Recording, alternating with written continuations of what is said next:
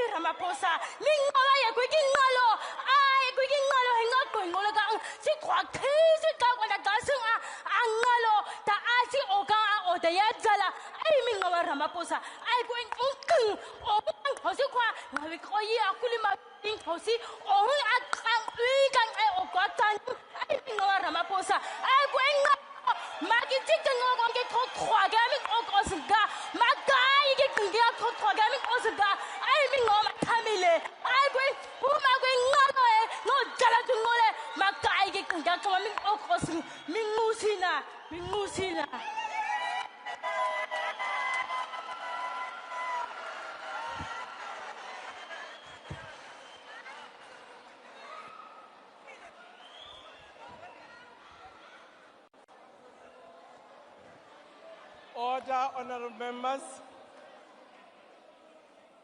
There will now be an opportunity for silent prayer and meditation.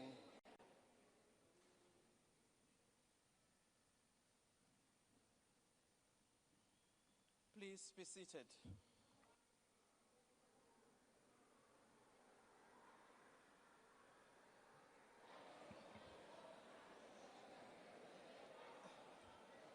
Honorable members, we will try next time to add just 1 minute so that we can finish the prayers and meditation.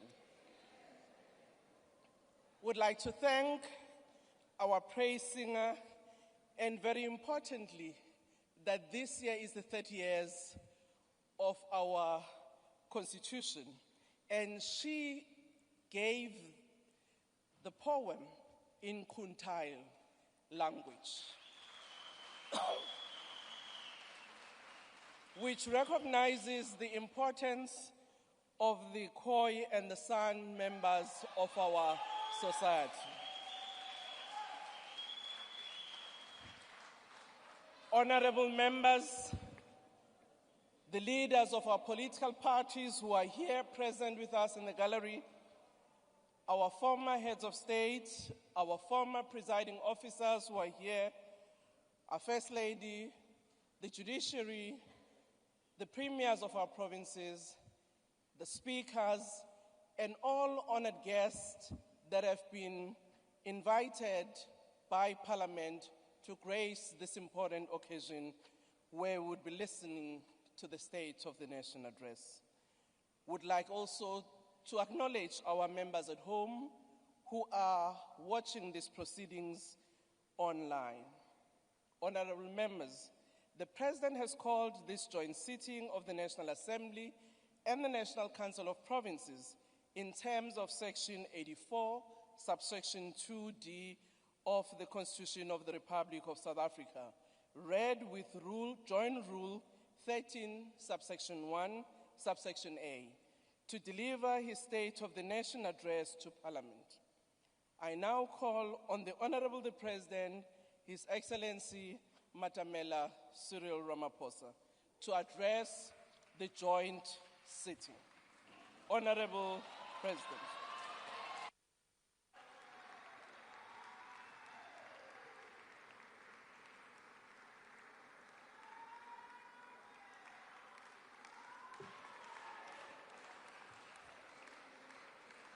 Honorable members, may we be seated to allow the President to address the nation. Honorable President.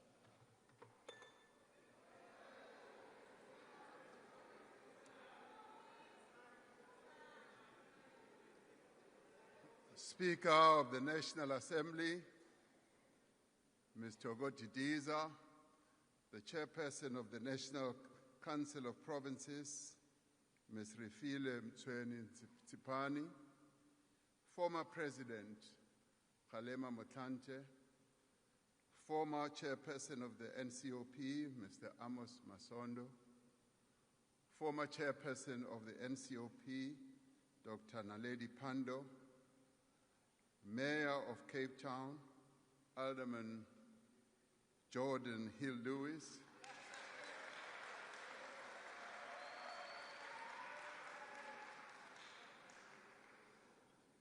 he was nervous. He thought I wouldn't be able to pronounce his first name because it's wrongly spelled. Deputy Chief Justice Dunstan Mlambo, Chairperson of the National House of Traditional and Khoisan Leaders, Khosi Thabo Siyakhlulo, Isithwalandwe, Mayor Sophie de Bruyn, President of Contralesa,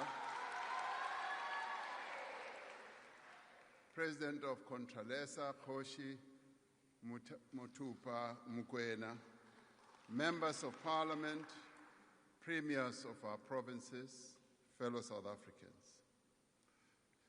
70 years ago, thousands of women of all races marched to the Union buildings, their hearts beating with a common purpose. Armed with extraordinary cunning and resolve, these women braved police checkpoints and harassment. In a voice loud and clear, they said, "We shall not rest until we have won for our children their fundamental rights of freedom, justice, and security." We recall the powerful image of Lillian Ngoyi, Helen Joseph, Sophie de Bruyn, and Rahima Musa carrying armfuls of petitions to lay at the doorstep of a prime minister who did not dare to meet them. Every petition they handed over carried the weight of justice. Each of the 100,000 signatures they had collected expressed a desire for freedom and equality. For 30 minutes, the 20,000 women stood on the steps of the amphitheater of the Union buildings in silence, not singing, not moving, not speaking. The powerful imagery of these women standing in silence illustrated their resolve and their commitment to bring change about. Their silence reflected the deep emotional pain and frustration born out of systemic apartheid oppression. Their silence showcased the sorrow and the anger that these women felt in their fight for justice and equality. Their silence was long enough to be unsettling to the apartheid officials who were watching them. In that quiet moment, they showed the world that it is not the shouts of anger, but the stillness of determination that moves mountains. After the silence came the singing of the now eternally famous chant that has gone down in our struggle history, symbolizing the powerful role played by women in the struggle against apartheid. They chanted, "Wathinta bafazi, wathinta imbokodo."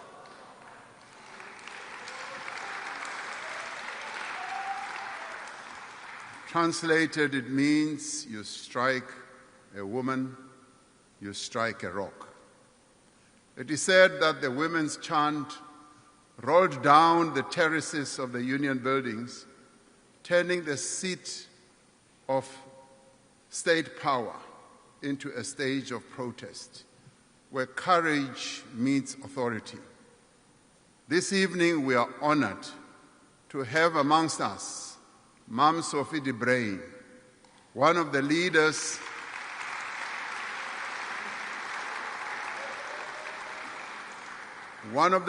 that marched and a stalwart of our struggle for freedom. She and many other women who have made enormous sacrifices in our struggle for freedom remind us that women have always been at the forefront of change, ready to stand up, to be counted, to speak out, and never back down in the fight for justice. To mark this anniversary, I'd like to ask you to rise and give a standing ovation to the women of South Africa who marched on the Union buildings in 1956.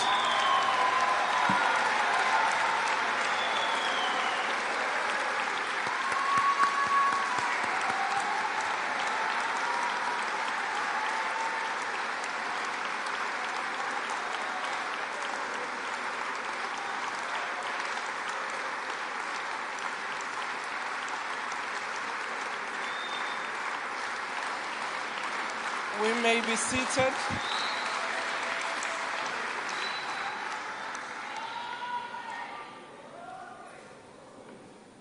Mam Sophie de Bruyn, I can see where you are seated.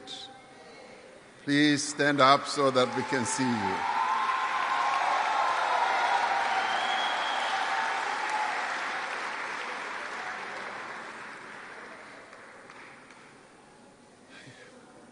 It was 50 years ago, in that same spirit of defiance and struggle, that young people in Soweto walked out of school and marched towards Orlando Stadium to oppose the imposition of Afrikaans as a medium of instruction and the hated system of Bantu education.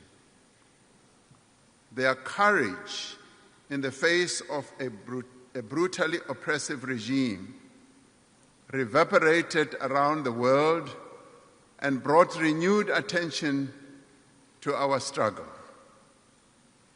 The determination and sacrifices of the youth of 1976 and the generations of young people that would follow continue to inspire us.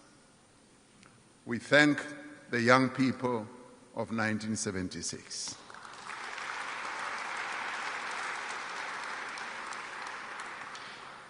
"30 years ago, in 1996, in this very precinct, in the Houses of Parliament, the Constitutional Assembly adopted the text on which our democratic nation is founded. Our Constitution reflects the spirit of those women who marched in 1956, and the young people of 1976, and the many South Africans from all walks of life who fought for our freedom. It is a constitution that reflects the aspirations of the people of South Africa for a nation that is united and at peace, a nation that has thrown off the shackles of oppression and a divided past. It is a constitution that calls on us not only to redress the injustices of the past, but to progressively realize the right of all South Africans to housing, to health, to food, to water, to social security, to education, and to a better and prosperous life for all. Today, we must realize these aspirations in a world that is rapidly changing, a world in which narrow self-interest has replaced the common good, a world in which trade is used as an instrument of cohesion, a world in which might is right and the powerful impose themselves on the weak. To navigate this new world, we must draw on our strength as a nation. Our strength comes from our values, as articulated in our Constitution. The values of dignity, of equality, of non-racialism, non-sexism, diversity, and of the inherent worth of every person. It comes from our people. Our strength comes from our people, from our tolerance, from our generosity, kindness, and solidarity. It comes from our steadfast commitment to upholding the rights and affirming the dignity of people in our society who face prejudice and discrimination, including persons with disabilities and members of the LGBTQIA+ community. Our strength comes from our determination and resolve. It comes from our creativity and inspiration. As we navigate this new world, we must rely on that strength, the strength that comes from our natural endowments, from the minerals in our earth and the richness of our soil, from the beauty of our mountains and shores.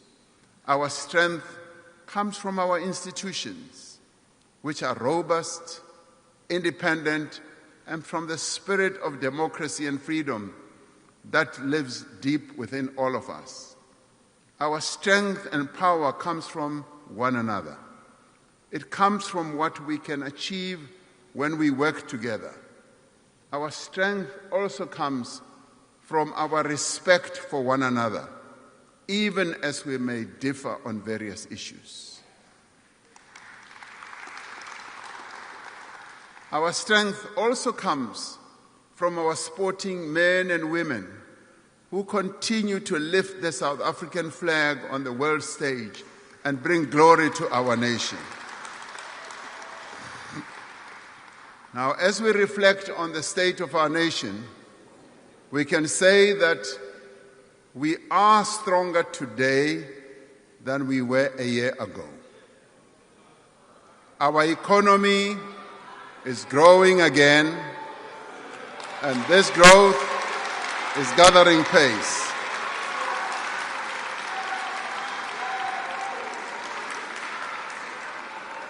While we have experienced 4 consecutive quarters of GDP growth, we know that it has to grow much higher and much faster to meet our social and economic challenges. We have achieved 2 consecutive primary budget surpluses. Our credit rating has improved. Interest rates are coming down. And inflation is at its lowest level in 20 years. We are on a clear path of stabilizing our national debt. The rand has strengthened against the dollar. The Johannesburg Stock Exchange, the largest stock exchange on the African continent, has performed exceptionally well over the past year. This growth reflects broader economic recovery, investor confidence, and increasing interest in South Africa's economy and equities. Our borrowing costs have been declining. Through Operation Vulindlela, we've made significant progress in accelerating economic reform and opening the way for investment competition. We have brought an end to load shedding and built a more dynamic and resilient energy system. We have made progress in improving the performance of our ports and freight rail lines steadily increasing the volume of goods that we move in and out of our country. We have restored our passenger rail system. More and more commuters are now able to travel to work on newly locally made trains, significantly reducing their traveling costs. We are investing across our country in roads, in bridges, in rail lines, in ports, in dams, and in solar farms. We have created over 2.5 million opportunities through the presidential employment stimulus, mainly for young people and women. The expanded works program and community work program continue to offer job opportunities to many throughout the country. Last year, we saw the highest matric pass rate in our history, with more than two-thirds of all bachelor passes coming from schools in the most disadvantaged communities. Now, as the economy continues to grow, the rate of unemployment must come down. By expanding our social protection system through the SRD grant, we have reduced the number of people living in food poverty. We are strengthening our anti-corruption laws. Our country has been removed from the grey list of Financial Action Task Team.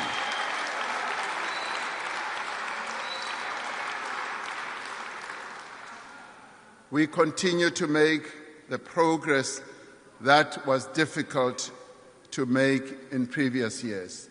The work we have done to rebuild key institutions from state capture is showing results. The South African Revenue Service is once again a world-class tax authority. The investigating directorate continues with its work and is making progress in the prosecution of those who need to be prosecuted. Most importantly, our democratic system is maturing. Our democratic system is maturing and growing stronger.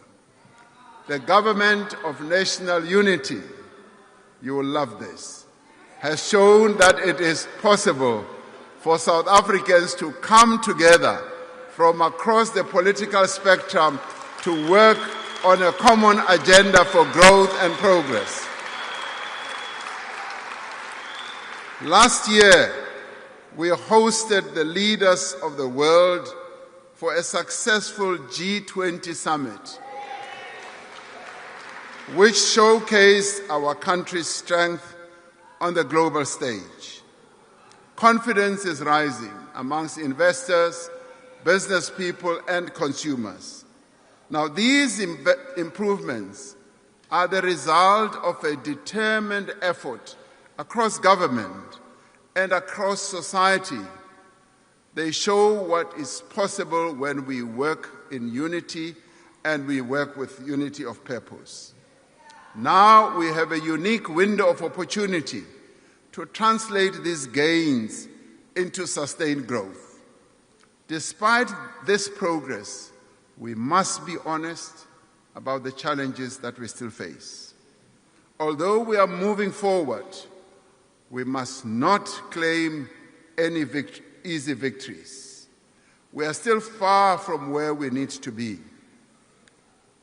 For too many people, life remains hard. Jobs are scarce and opportunity is out of reach. South Africans are worried about violent crime and corruption. They are concerned at the state of local government and its inability to deliver basic services in many parts of the country. Above all, they are desperate for work and for an income to support their families. We can only be strong when we are equal. when the progress we have made is shared by all South Africans.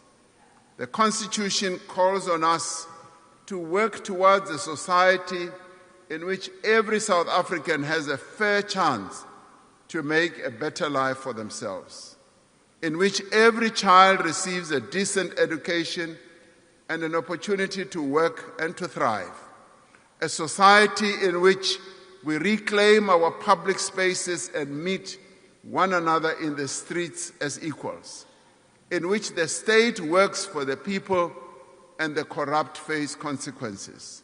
This State of the Nation address outlines the actions that we have taken since last year and the steps we will take this year to advance the strategic priorities of the Government of National Unity.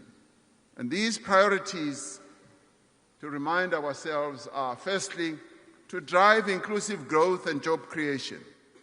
Secondly, to reduce poverty and tackle the high cost of living. And thirdly, to build a capable, ethical, and developmental state. This evening, we outline the work we must do, work that we must do together to build stronger communities and a stronger nation.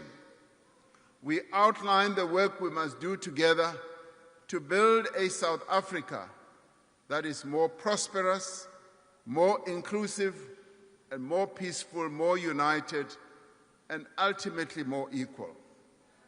A stronger South Africa must be safe and secure. The cost of crime is measured in lives that are lost and futures that are cut short. It is felt also in the sense of fear that permeates our society and in the reluctance of businesses to invest. Children here in the Western Cape are caught in the crossfire of gang wars. People are chased out of their homes by illegal miners in Kagiso, in Gauteng, Poba Mogale as well. Women are murdered by their partners in their homes. Building sites are shut down by criminals. This must and will change. Organized crime is now the most immediate threat to our democracy, our society, and our economic development. Our primary focus this year is on stepping up the fight against organized crime and criminal syndicates.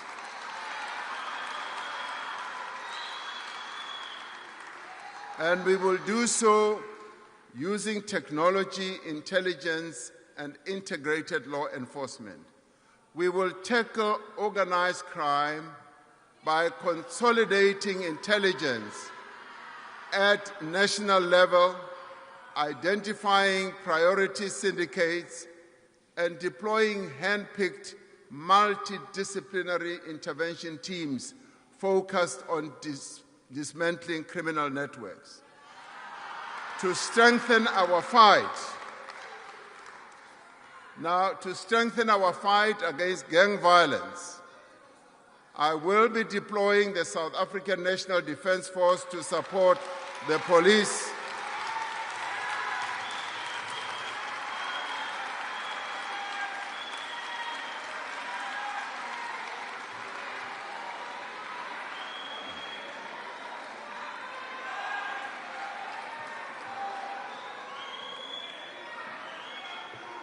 Now, thank you. As I said, I will be deploying the South African National Defence Force to support the police as we did to great effect with illegal mining. I have directed the Minister of Police and the SANDF to develop a technical plan on where our security forces should be deployed within the next few days in the Western Cape and in Gauteng to deal with gang violence and illegal mining. Now, as is required by the Constitution, I will inform the National Assembly and the National Council of Provinces regarding the timing and place of the deployment of our soldiers and what it will cost. We have to act to rid our country of gang violence. At the same time, we are implementing an integrated strategy to address the root causes of crime through coordinated interventions across society, from street lighting to access to social services. We are going to tackle gun crime by streamlining legislation and regulations on licensing, possessing and trading in firearms and ammunition. We will increase enforcement of existing gun laws. We are putting more boots on the ground through the recruitment this year of 5,500 police officers, adding to the 20,000 new officers we announced previously in the State of the Nation address. We are also addressing the threat posed by the infiltration of illegal and counterfeit goods to South African jobs and industry. We are establishing a national illicit economy disruption program that brings together key state agencies and other stakeholders, including the private sector. Through the effective use of data analytics, AI, we will be targeting high-risk sectors like tobacco, fuel, alcohol, and other counterfeit products.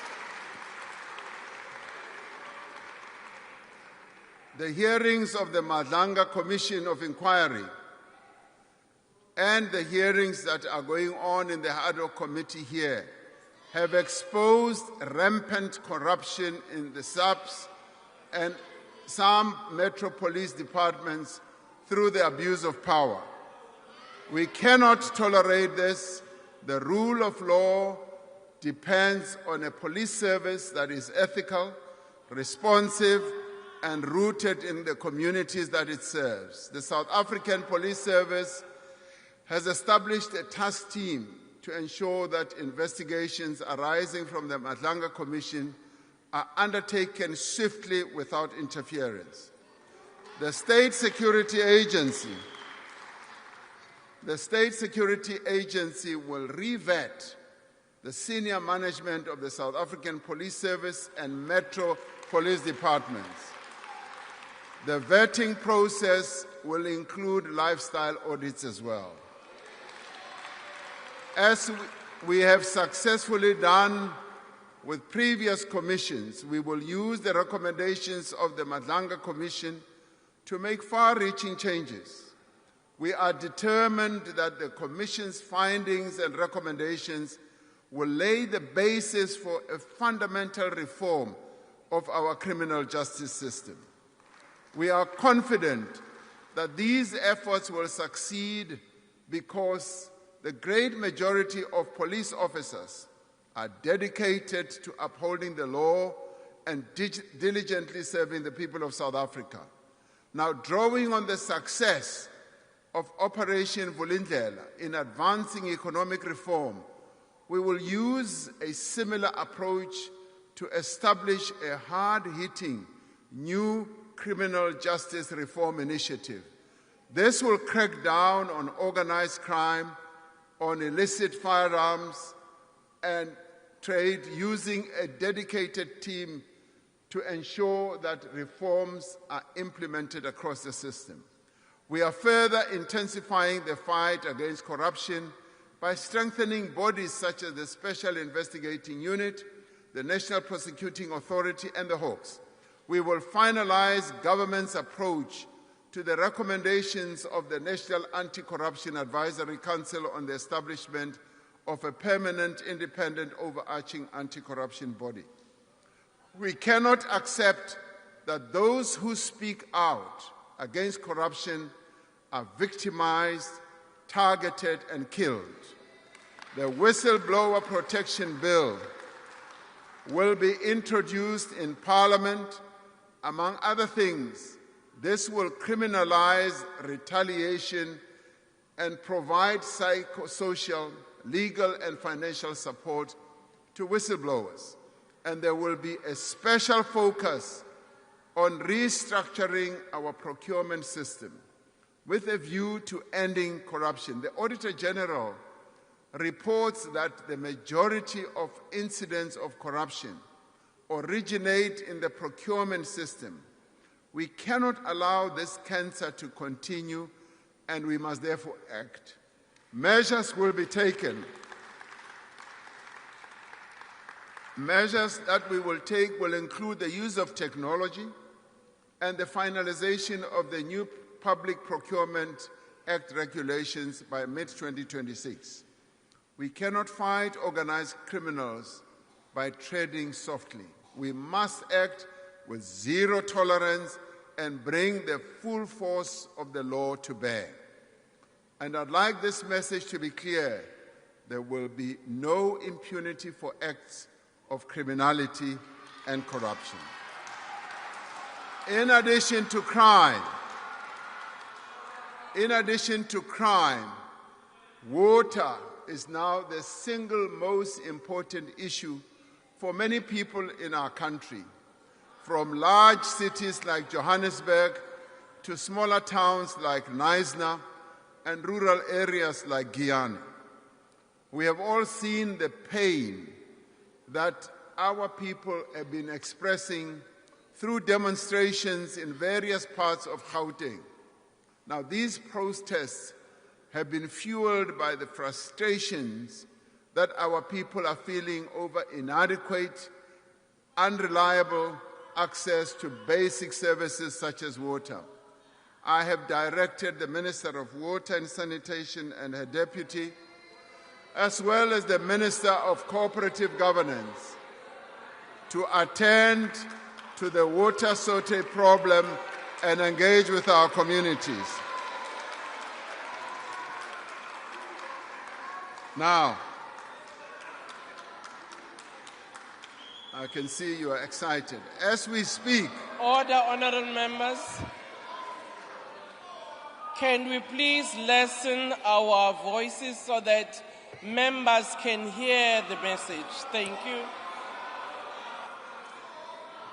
as we speak, they are in Gauteng at the moment, engaging with our people, explaining to them precisely how government intends to immediately deal with the challenges that our people are experiencing.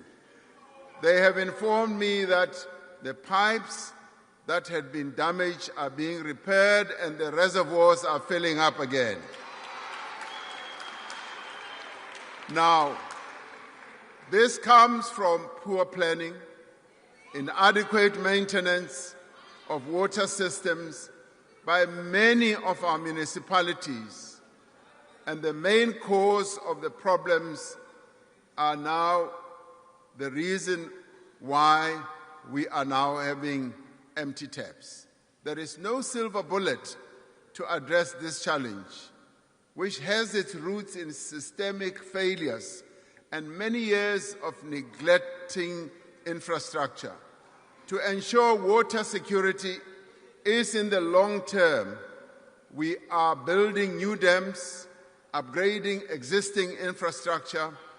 We have committed 156 billion rand in public funding for water and sanitation infrastructure over the next 3 years. The construction of the Lesotho Highlands Water Project and other large-scale projects like the Ntabelanga Dam, part of the Umzimvubu Water Project in the Eastern Cape, is advancing. And we are in the final stages of establishing a national water resource infrastructure agency to effectively manage the country's water infrastructure and mobilize funding for infrastructure. However, The real challenge lies not in the availability of water, but in getting water to people's taps. The Water Services Amendment Act, or bill, will enable us to hold water service providers accountable for their performance, and if they don't perform, to be able to withdraw their licenses if they do not deliver. If a municipality is not willing or able to provide a service to its residents, then it must be done by another structure that can do so. Now, these reforms will address the root causes of the water crisis. In the short term, we need to address the immediate crisis where water outages are being experienced right now. 3 years ago, when we were experiencing daily power cuts, we established the National Energy Crisis Committee to enable a focused national response. We overcame what seemed like an insurmountable challenge by adopting a clear plan and delivering on it. Using the same approach, we will now elevate our response to water crisis to a National Water Crisis Committee, which I will chair. The structure will bring together all existing efforts into a single coordinating body. The Deputy President has been working with a number of water authorities in the country, and we will coordinate all that to make sure that we address this problem. It will deploy technical experts and resources from national government to municipalities facing water challenges. It will ensure that action is taken swiftly and effectively to address the problem. To address the challenges effectively, we will not hesitate to use the powers that are enshrined in our Constitution and in the Water Services Act to intervene in municipalities where necessary. National government cannot stand by and believe that local government will be able to solve the problem which they are not able to solve. National government will therefore intervene. We will hold to account those who neglect their responsibility to supply water to our people. Government has already laid criminal charges against 56 municipalities that have failed to meet their obligations. We will now move to even lay charges against municipal managers for violating the National Water Act.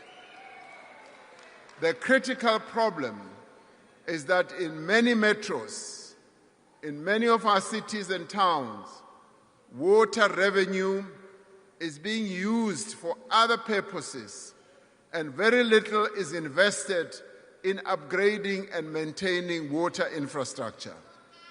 To address this challenge, in line with the commitment that we made last year, we have introduced a new 54 billion rand incentive for metros to reform their water and sanitation electricity services.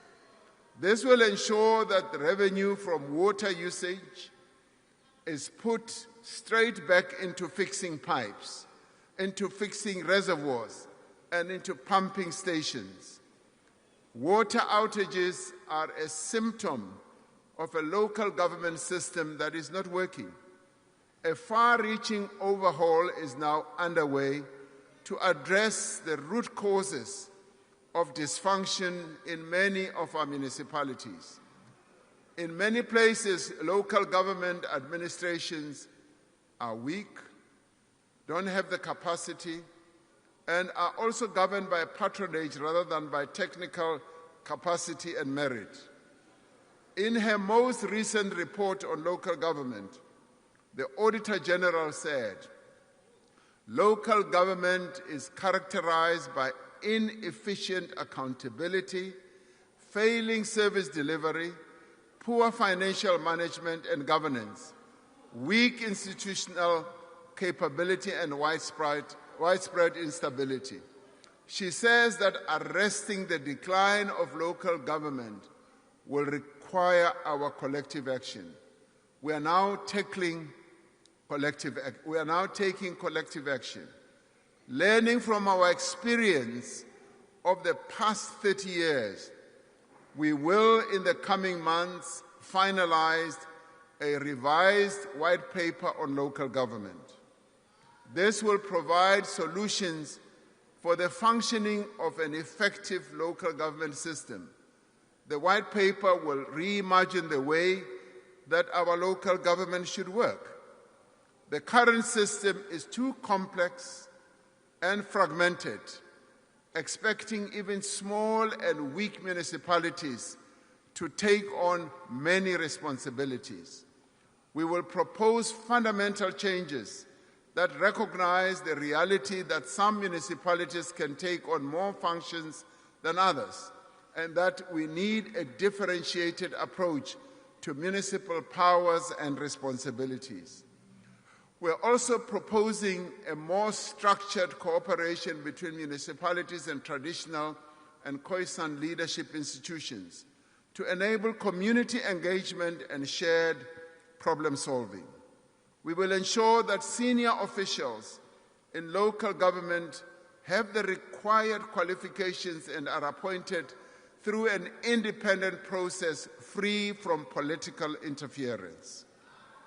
Where municipalities fail, we will strengthen the ability of national government to intervene more quickly and to direct corrective measures in the interest of serving our people better. These changes may be difficult, but they must be done. While these fundamental reforms are underway, we will continue to implement targeted support to improve the delivery of basic services through the presidential working groups on eThekwini and Johannesburg. While we have made progress in stabilizing eThekwini, which has led to investor confidence returning, there is much more that needs to be done in Johannesburg to deal with collapsing infrastructure, financial mismanagement, and electricity and water interruptions. The same applies to a few other metros in our country as well.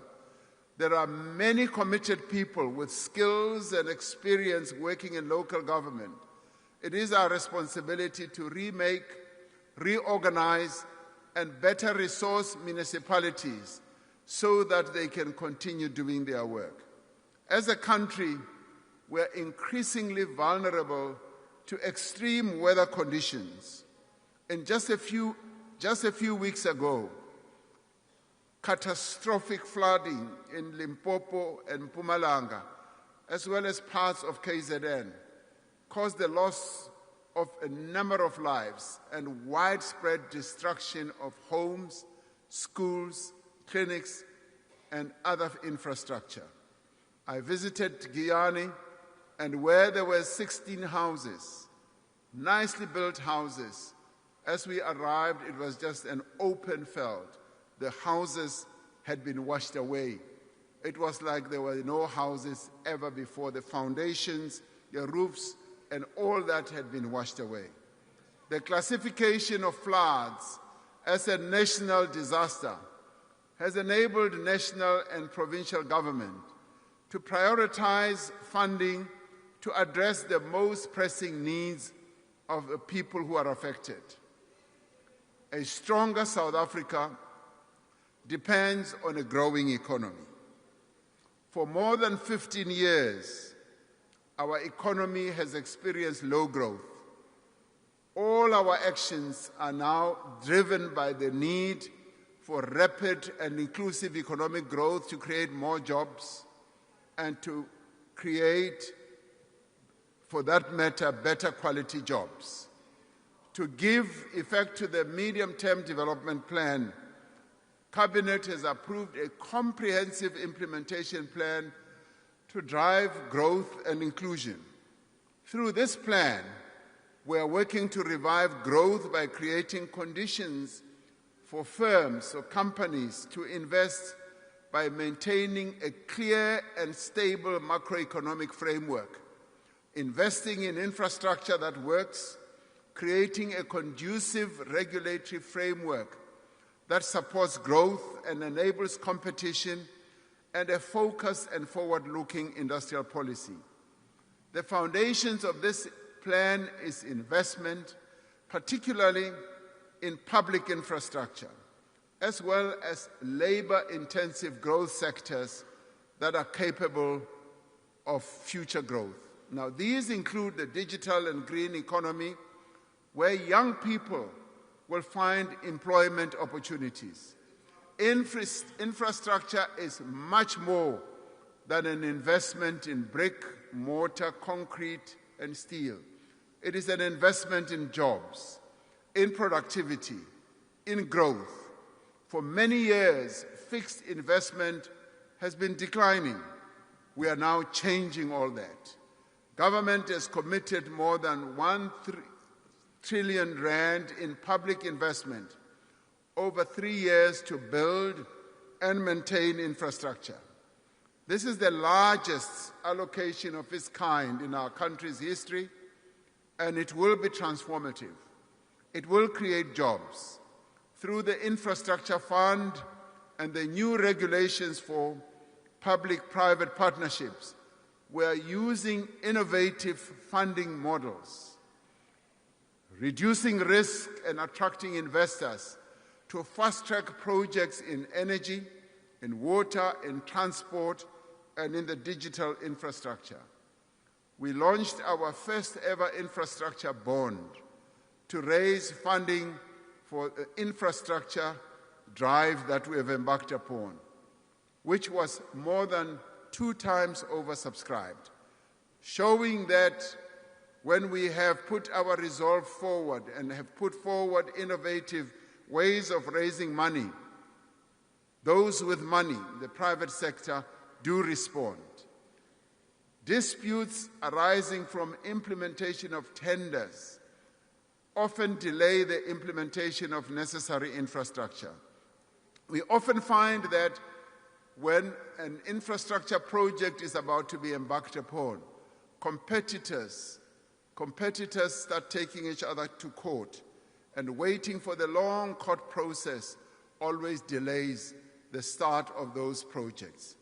To prevent undue delays in critical projects, we will establish specialized courts for commercial matters with dedicated judges and dedicated court roles to ensure faster outcomes in matters that have a bearing on the economy and development. This will speed up the development of our infrastructure. This year, we will begin the work to establish a professional state property company to transform the 88,000 buildings and 5 million hectares of land owned by the state into professionally managed engines of growth and development. I see you like this one very much. I will repeat it.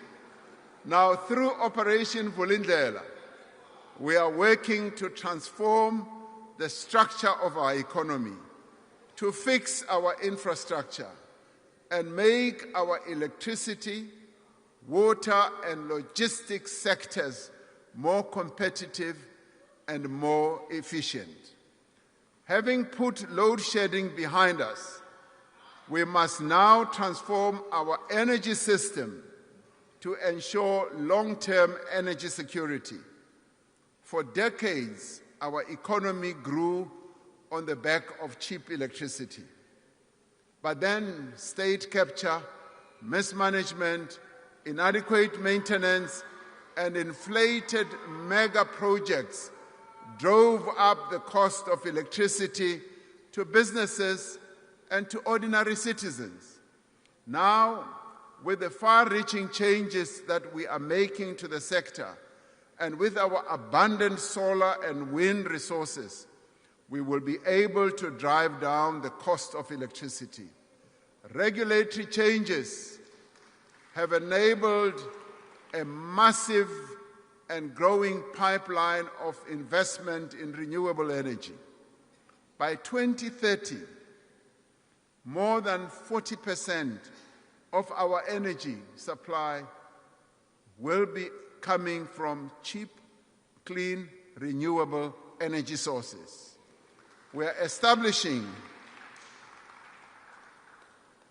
now establishing a level playing field for competition so that we are never again exposed to the risk of relying on a single supplier to meet our energy needs.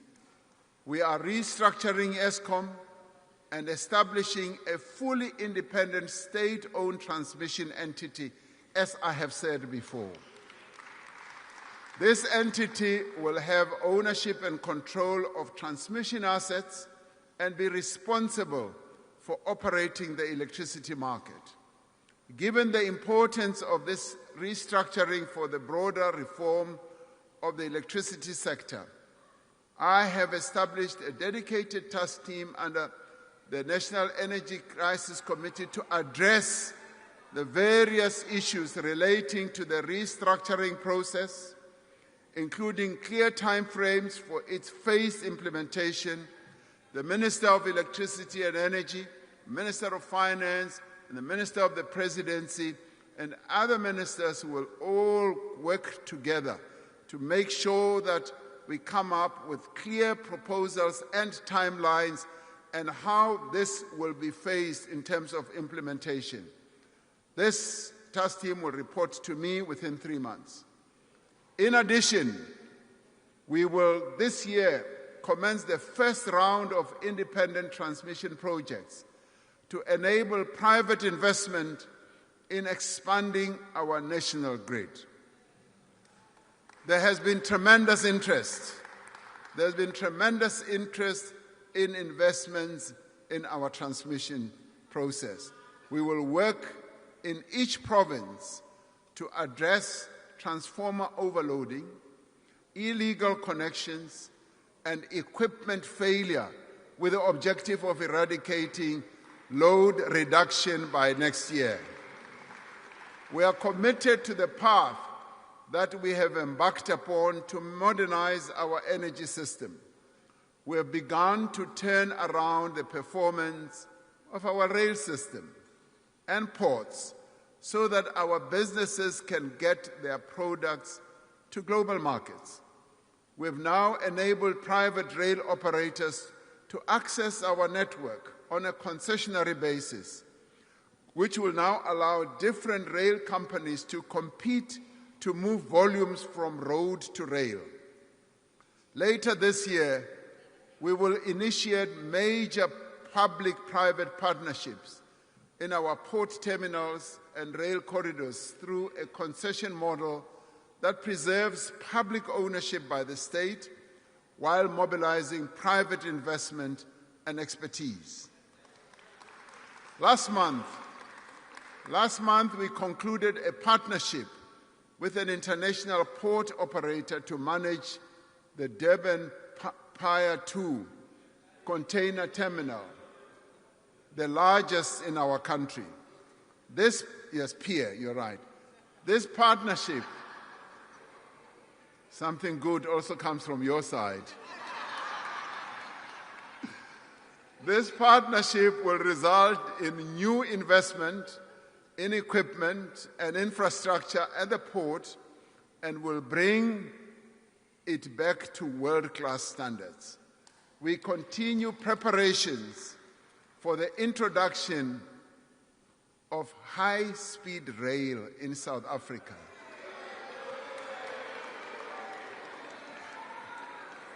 I know you love this one. Now this, I've been saying that we would like this to cover initially routes such as Johannesburg and Musina and eThekwini to Johannesburg.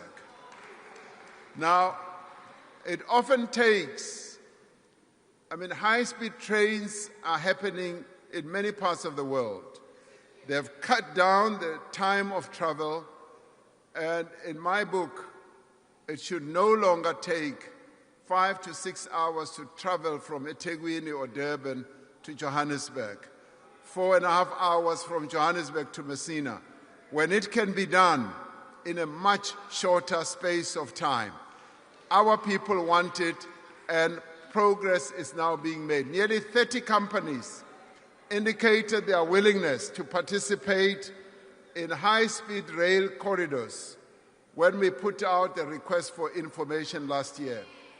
We are preparing to send out a request for proposals which will introduce a new era of long-distance rail travel in South Africa at a faster pace. We are determined to compete in a rapidly changing global economy. Our industrial policy focuses on areas where we have competitive advantage, where we can create jobs, and where we can drive up exports. Our trade policy is aimed at promoting sustainable development, growth, and strengthening our international partnerships. In a world where countries are looking to diversify their supply chains, we have an opportunity to ramp up our exports across the globe. We have a diverse economy, high-quality manufacturing facilities, and strong regulatory frameworks. We are strengthening our capacity for trade negotiations and expanding our missions abroad to drive economic diplomacy. Amid the turmoil in the global economy, we are supporting our established industries in the face of strong headwinds. We have moved to revive our ferrochrome industry and to protect jobs in our steel industry, in our automotive and other sectors which employ hundreds of thousands of South Africans in good quality jobs. Ministers are crunching the numbers on a daily basis, seeking to protect the jobs that could be lost through the decline of these industries that are now facing fierce competition. We are working with businesses and workers to close loopholes in our tariff structure and develop additional measures to protect and grow our manufacturing base. As we protect jobs in vulnerable industries, we remain focused on sectors that will drive future growth. We know that we can create millions of good quality jobs in sectors like agriculture, mining, and services industry, as well as in the green economy. These are areas where we can be more than competitive. We can be the best in the world. Our agricultural sector is expanding rapidly. Already we are the second largest exporter of citrus fruit in the world. We are opening new markets for our exports, from citrus to avocados to maize, livestock, grapes, and wine. Through the blended finance scheme, working with the Land Bank and the commercial banks, we have provided 7.8 billion rand in innovative funding for black producers. We will deploy 10,000 new extension officers to support farmers and to improve agricultural productivity. This will give rise to many opportunities for young people to be employed in the agricultural sector. I saw how this works extremely well in Ethiopia, in the agricultural sector, which was really the worst sector. They employed 40,000 or so extension officers who support farmers. And all of a sudden, agriculture has now become the best performing sector in their economy. While the rest of our agriculture is thriving, the cattle industry today is facing one of the worst outbreaks of foot and mouth disease our country has ever experienced. This disease is damaging our economy, resulting in export bans, trade restrictions, and the devastation of herds. We have decided to vaccinate the entire national herd of 14 million cattle. This requires 28 million vaccines over the next few months. The state will facilitate the acquisition of the vaccine centrally to ensure that we get the right vaccine for the particular strain of the virus in South Africa. Like during COVID, many people felt tempted that they wanted to acquire vaccines for themselves. But because we are a regulated economy and country, we wanted everything to be approved by our authority, SAPRA. Similarly, in this case, with cattle vaccines, SAPRA, our authority, will be the one single organization that will give approval. We will work closely with the private sector to enable an efficient rollout, and most importantly, we will ensure that commercial, private, and communal farmers have immediate access to vaccines. Now, I have established a task team made up of farming organizations,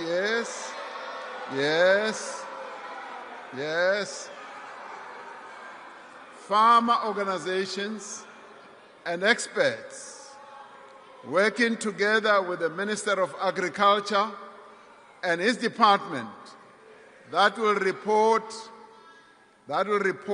to me every month about the progress we are making in dealing with the pandemic. Now, why do we do this? We do this because we've got experts. We've got people with great knowledge. We need to mobilize them. We need to bring them to work with government because they have the know-how and the wisdom.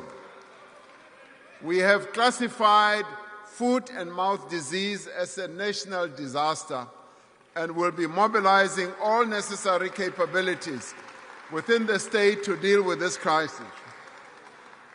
Our services sector, from digital technology to financial services, is growing. Our financial institutions are some of the best in the world, and they have the ability to compete in Africa and across the globe. We are attracting major investment in digital infrastructure with 55 data centers already built and more than 50 billion of investment expected over the next few years. Tourism is a vital driver of economic growth. With every 13 international tourist arrival, they support one job. Our tourism sector made history last year, recording the arrival of 10.5 million visitors from overseas. We must now promote unique cultural, historical, and natural attractions of our country to reflect our country's identity. This can include traditional festivals, cultural areas in our country, local crafts, historical sites, and natural landscapes across the country in rural areas as well. As we strengthen our criminal justice system, we will make areas safer for tourists to visit. In the coming year, we will extend the electronic travel authorization system to all countries that require visas, enabling applications for tourists to be processed digitally within a 24-hour period. Now, the biggest opportunity of all lies in the green economy. We are pivoting our economy to be a leading supplier of products which the world will rely on in decades to come. We are expanding support for manufacturing of green products for global markets, from fertilizer to jet fuel, chemicals to steel. From March this year, we will introduce 150% tax deduction for investment in new energy vehicles, while supporting the local production of batteries as well. International pledges to the Just Energy Transition Investment Plan now stand at approximately 250 billion rand. This is financing large-scale investment in manufacturing, infrastructure, as well as skills. South Africa has become the world's largest reserve of critical minerals. Our ore reserves are valued at more than 40 trillion rand, making mining a sunrise industry. After many years of declining investment in exploration, we are dedicating funds towards geological mapping and exploration to harness our critical mineral reserves. Just this week, the Industrial Development Corporation announced more than 300 million rand in funding for the Frontier Rare Earths project in the Northern Cape. This has the potential to become one of the largest and lowest cost new producers of minerals that are needed for smartphones, lithium batteries, and other products. Confidence in the future of South African mining was very evident during the mining indaba this week here in Cape Town. New gold, copper, rare earths, platinum, and coal mines are being opened.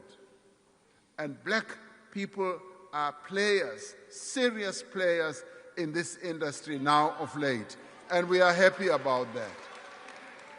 At the G20 Leaders Summit in November last year, the G20 countries supported our proposal to expand local beneficiation of critical minerals and the export of finished goods. Critical minerals beneficiation that should take place at the source of extraction, right where the minerals are found. Over the course of the first 5 South African investment conferences, we were able to raise 1.5 trillion rand in investment commitments. To date, over 600 billion that was committed has flowed into projects. New factories, mines, and other facilities are being opened each year. We have now set ourselves a target of raising 2 trillion rand in new investments over the next 5 years. We therefore look forward to hosting the 6th South African Investment Conference on the 31st of March of 2026. To build a more inclusive economy, we are going to back those who create opportunity. If every small and medium business in South Africa could employ 1 additional person, we would create 3 million new jobs. But many of these businesses, a number of which are owned by women and young people, cannot get funding to start or to grow. Many struggle to find markets for their goods and services, and nearly all small and medium enterprises have to contend with a multitude of regulations, of bylaws, of licensing requirements, and bureaucratic hurdles. We take seriously the public comments on the draft business licensing bill and will ensure that the final bill makes it easier, not harder, to start and to run a small business in South Africa. We will do that. This year, we will provide more than 2.5 billion in funding to over 180,000 small and medium enterprises and extend a further 1 billion in guarantees. Naturally, we will seek to also focus on women and youth-led businesses to foster their empowerment. And we will amend the National Credit Act regulations to make it easier to access credit at a lower cost. The transformation of our economy is necessary to drive sustained growth, to reduce inequality, and correct the injustices of the past. We are undertaking a review to refine, realign, and strengthen our broad-based Black economic empowerment framework to ensure that it supports greater transformation and inclusive growth. Now, all these actions will create a stronger economy and fix the foundations that were broken. It is a matter of national concern that too many South Africans remain unemployed and too many young people struggle to find their first job. That is why we are rebuilding the economy. We are creating work and livelihood opportunities on a scale through public and social employment programs. In places like Standerton in Mpumalanga, the presidential employment stimulus is creating work that matters, turning dumping sites into parks and empty yards into community gardens. The SA Youth Platform has provided millions of young people with access to work and learning opportunities for the first time. The Youth Employment Service, a partnership between business and government, placed over 200,000 young people in year-long work experience opportunities.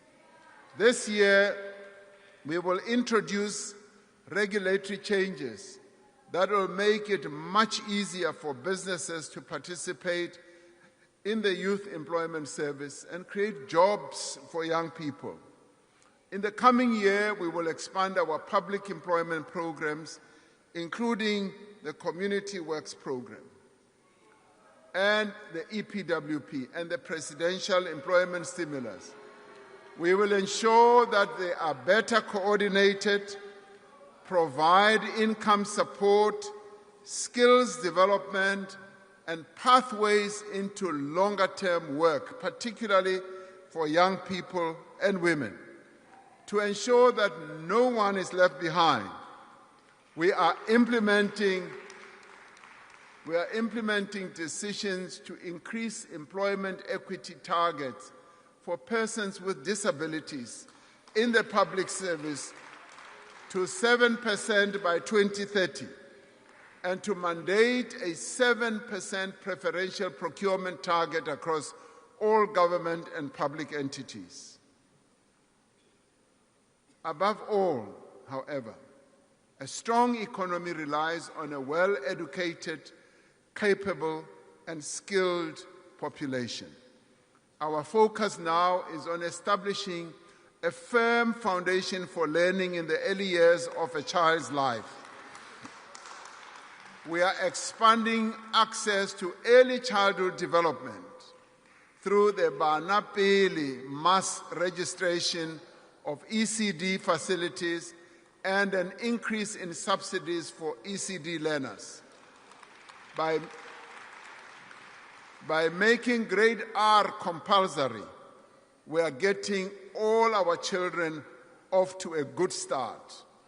We are intensifying efforts to fix the basic education system with a focus on early learning, literacy, numeracy, and mother tongue-based bilingual education. Now, we must congratulate the matric class of 2025, which achieved an 88% pass rate.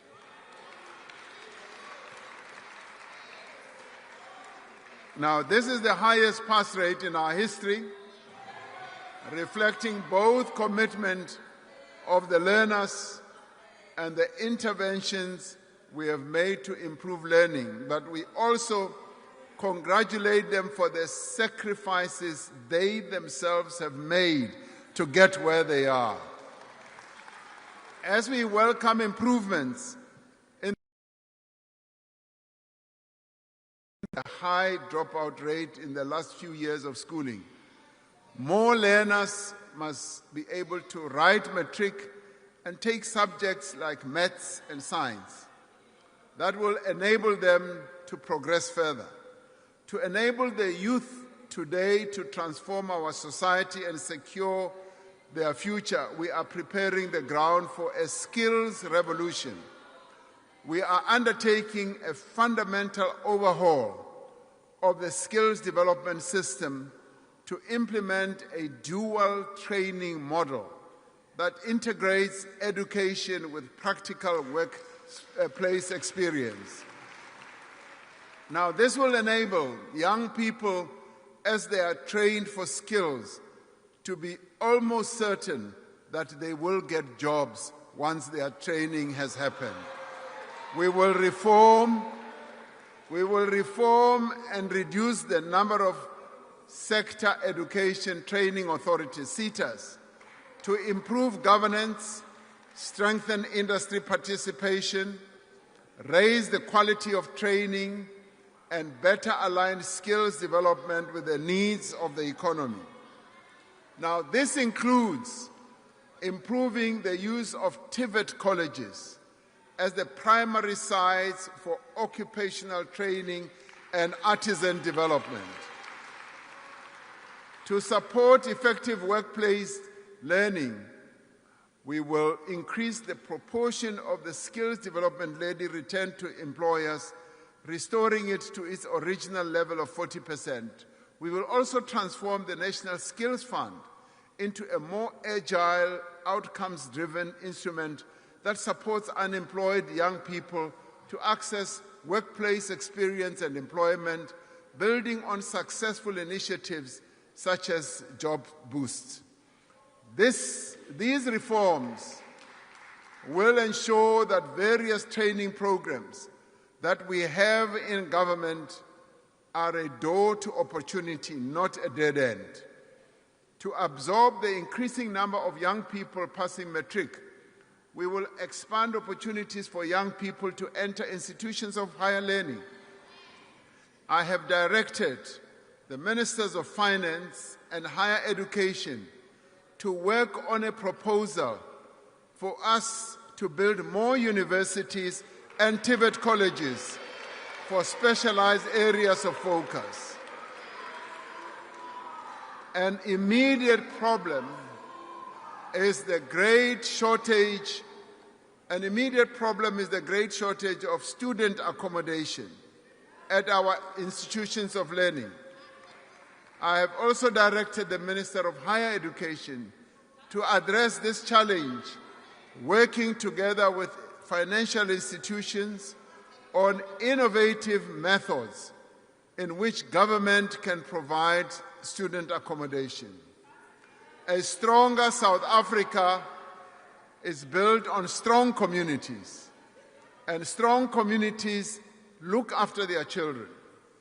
More than a quarter of children under 5 years are stunted, increasing their risk of disease and affecting their ability to learn and to grow.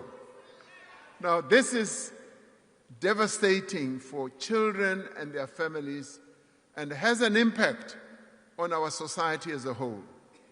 This year, we will embark on a mission to end child stunting and malnutrition by 2030 and tackle malnutrition amongst young children in line with the national strategy to accelerate action for children.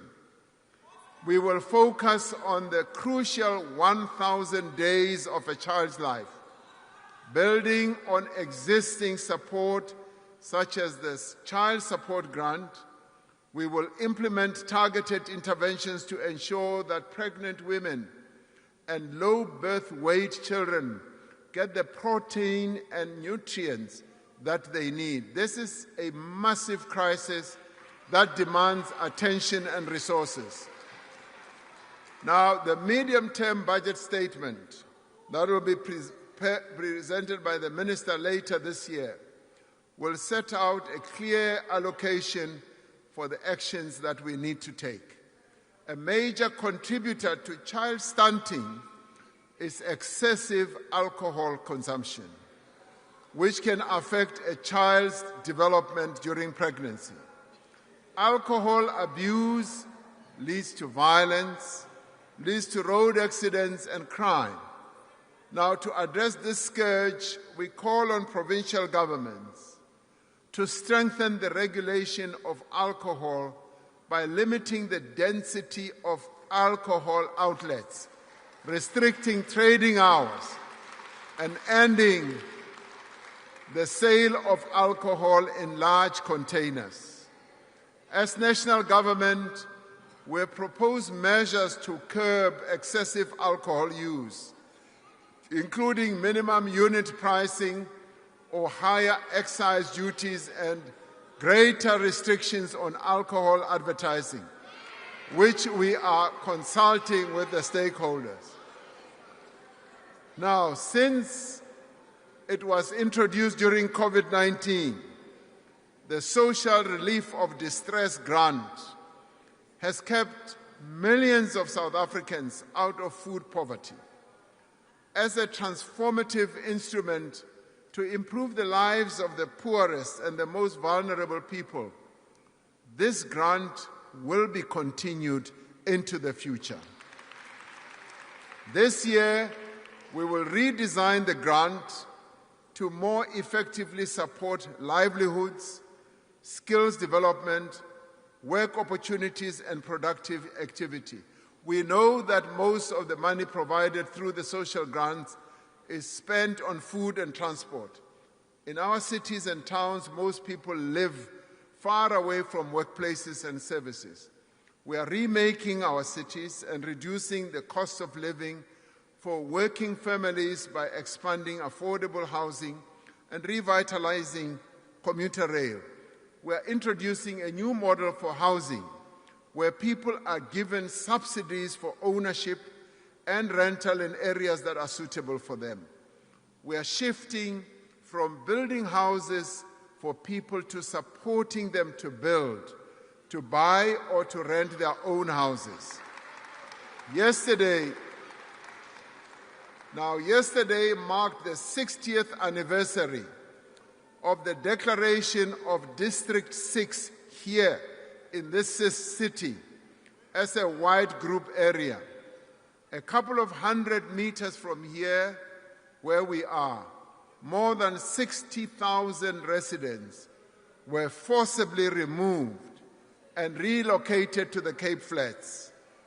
The destruction of District 6 is a painful reminder of our shared responsibility to redress the injustices of the past and to build vibrant and cohesive communities.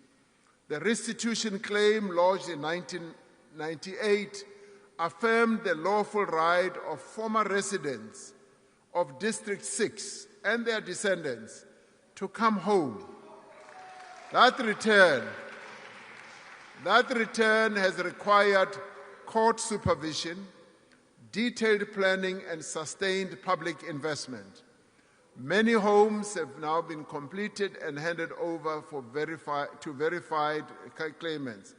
With 500 million rand allocated to this work, we are proceeding with phase 4 of the construction. The restoration of District 6 is a goal we all seek and a responsibility that we must all shoulder. We are working to build a healthy nation. As part of preparation for the National Health Insurance, we are investing in health facilities, in personnel and systems to improve access to quality care. We will be undertaking substantial investment in health infrastructure, prioritizing the construction and revitalization of our academic hospitals. On a recent visit that I undertook, led by Minister Motsoaledi, to George Mkhari Hospital in Ga-Rankuwa, I witnessed the dire effects of inadequate health infrastructure. Starting with George Mkhari Hospital, we will be working with various public and private financing institutions to finance the building and revitalization of that hospital as well as other healthcare facilities. Now, as a nation, we are finally able to imagine a country without HIV/AIDS. In support of our program to prevent and ultimately to eliminate HIV, we will be undertaking a massive rollout of lenacapavir,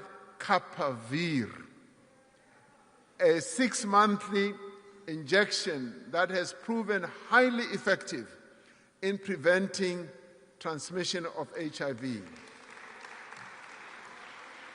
We are also working to end cervical cancer in our country by mobilizing society to ensure that every young girl between the ages of 9 and 15 receives HPV vaccine. Last year, we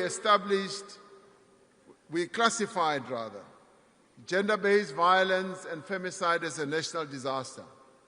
Now, through this classification, we are able to better coordinate our response and direct efforts towards the most impactful interventions. Building on the National Strategic Plan, we will mobilize all sectors of society through communication and social mobilization to challenge harmful attitudes and practices. We will continue to promote women's economic empowerment through training, financial support, and preferential procurement.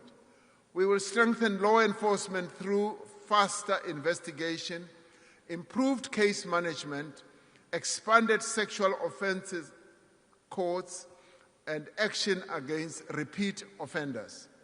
We will scale up survivor center support, ensuring access to shelters, one-stop service centers, mobile and rural outreach, and the placement of social workers in our police stations.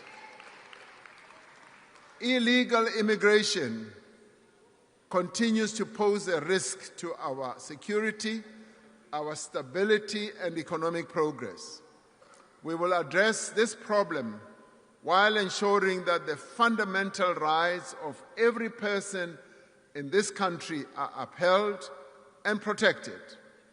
This year, we will take additional steps to secure our borders. Funding to strengthen border security will be prioritized, covering infrastructure, technology, and people.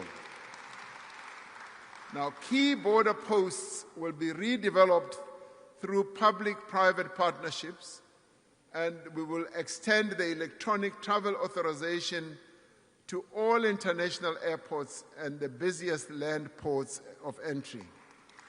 We are already using drones and technology to greater effect all along our borderline. The police, home affairs, and labor inspectors will work together to crack down on violations of existing immigration, labor, and other laws. Employers who hire foreign nationals without the required permits or visas will face the full might of the law. Now, to tighten enforcement,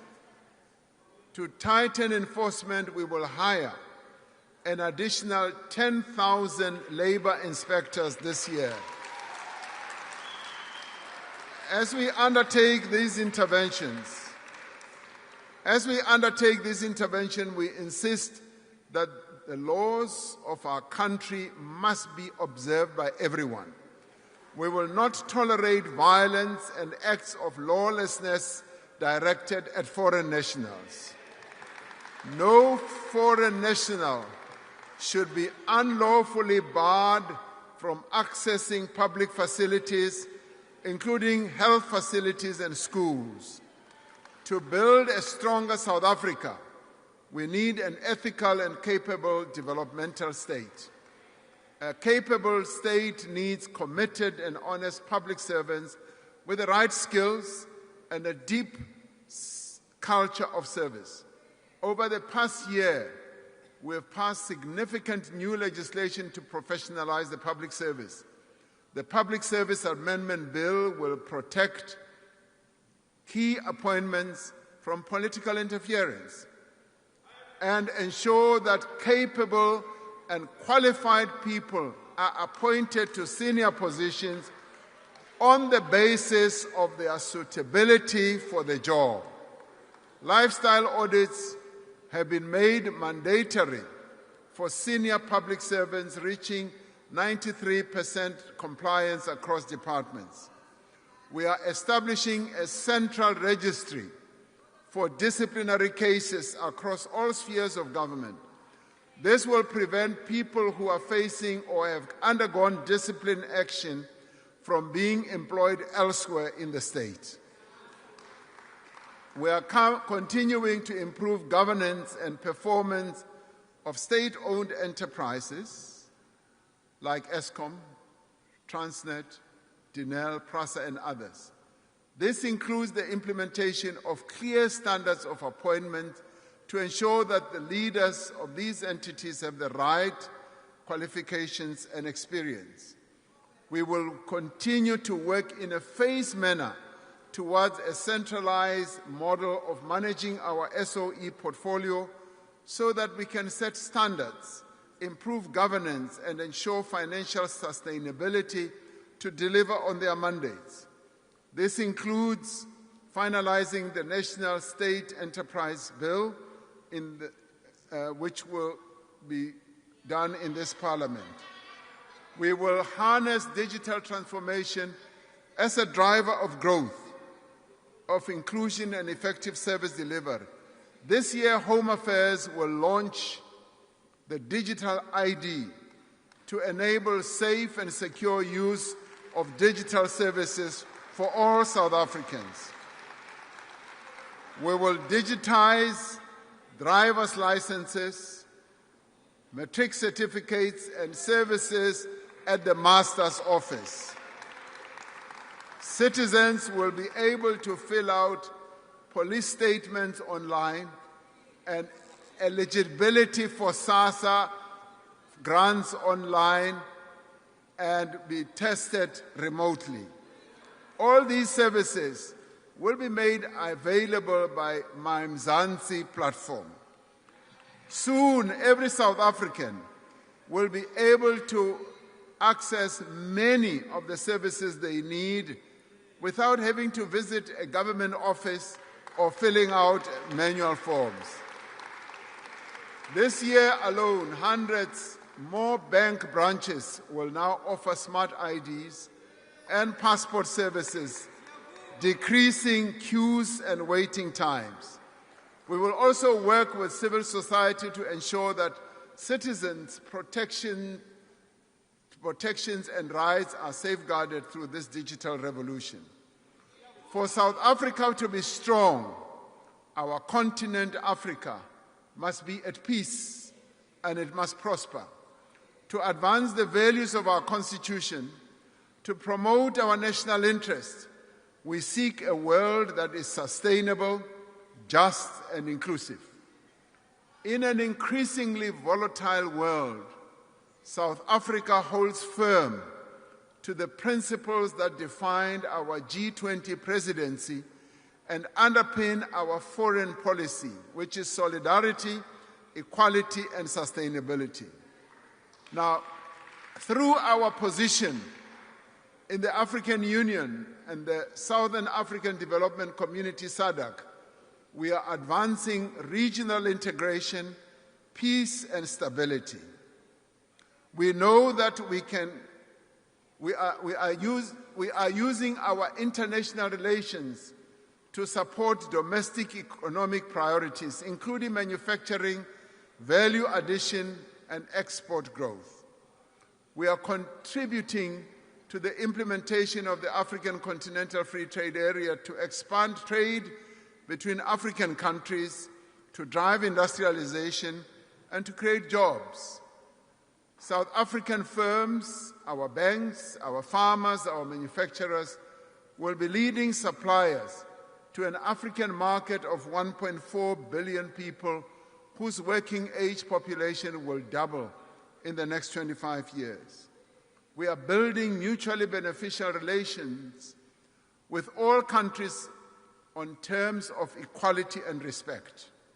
Now, in a world where powerful nations often assert their dominance and influence over less powerful nations, our country's commitment to sovereignty and self-determination is sacrosanct. It is not negotiable. And we will stand firm on our sovereignty and promote our national interests, our values, and the rights of our people. We are clear that we will continue to respect the rights and sovereignty of other nations. But we must be equally clear that we will not be bullied by any other country in the world. We will forge strong partnerships with like-minded countries to increase our shared resilience to global disruptions. Building on our presidency of the G20, which all attest to having been very successful, we continue to advance the priorities of the Global South. Now, these include inclusive growth, debt relief, climate action, reform of global governance institutions, and the beneficiation of critical minerals at source, as we said. Drawing on the work of the G20 Extraordinary Committee on Global Inequality, we are working with other international partners towards launching the International Panel on Inequality. This is an important pillar of the global effort to reduce inequality within and between nations. We continue to champion multilateralism and strengthen humanitarian diplomacy. South Africa remains clear and consistent, a consistent voice for international law, for justice, and for human rights.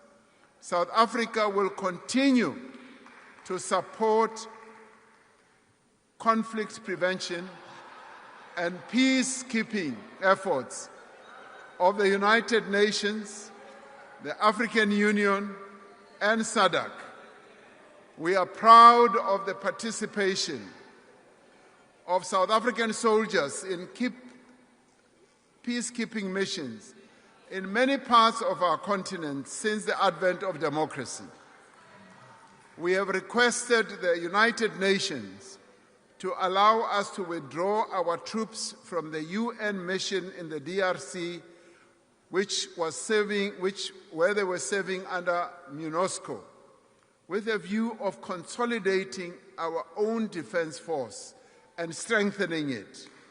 We cannot consider ourselves free as long as the people of Palestine, of Cuba, of Sudan, and Western Sahara, and elsewhere suffer occupation, oppression, and war. So, fellow South Africans, our nation has reached what many people are saying is a turning point. We are leaving behind an era of decline and turning towards an era of prosperity and growth. We have done much to overcome the effects of state capture, COVID-19, and the public unrest of 2021, and the devastating floods of the following year. We are turning towards hope, towards the reality of a better future for all. The progress we have made over the last 5 years does give us hope and encouragement. It shows what we can achieve when we work together. Now is not the time to rest. Now is the time for all South Africans to be part of taking our country forward. Last year, we embarked on a new chapter in our democracy, launching a national dialogue at a convention that brought together South Africans from across the country, representing all sections of society. Now, this year, this national dialogue process will spread across South Africa, reaching every community, every school, every university, every college, and every part of our society. Under the guidance of the Eminent Persons Group, consisting of prominent, respected South Africans, and led by an inclusive steering committee, these public dialogues will give the citizens of our country the opportunity to raise their concerns, their aspirations and plans for the future. These public dialogues will culminate in a national convention where all these conversations will be brought together to outline the actions that we must take to build a better South Africa. These conversations will guide the formulation of an overarching national compact and the next phase of the National Development Plan by 2030. In building this national consensus, we must draw not only on the shared values of our Constitution, but on the unifying power of sport and the rich diversity of our culture. As we celebrate those who have reached heights of global achievement amongst us, we must appreciate how sport and cultural activities have helped to build a cohesive society. Harnessing the spirit of the women of 1956, the youth of 1976, and the people of South Africa in 1996 when they drafted the Constitution. The year 2026 must be a year of transformative change. This must be the year that we make South Africa stronger, not weaker. We must fix what we must fix. Local government. We must fight crime and corruption and restore trust in the criminal justice system. We must create jobs and livelihoods for every South African. And we must build a state that works for all the people of South Africa. Above all, we must ensure that this rising tide lifts every South African. As the economy grows, it should bring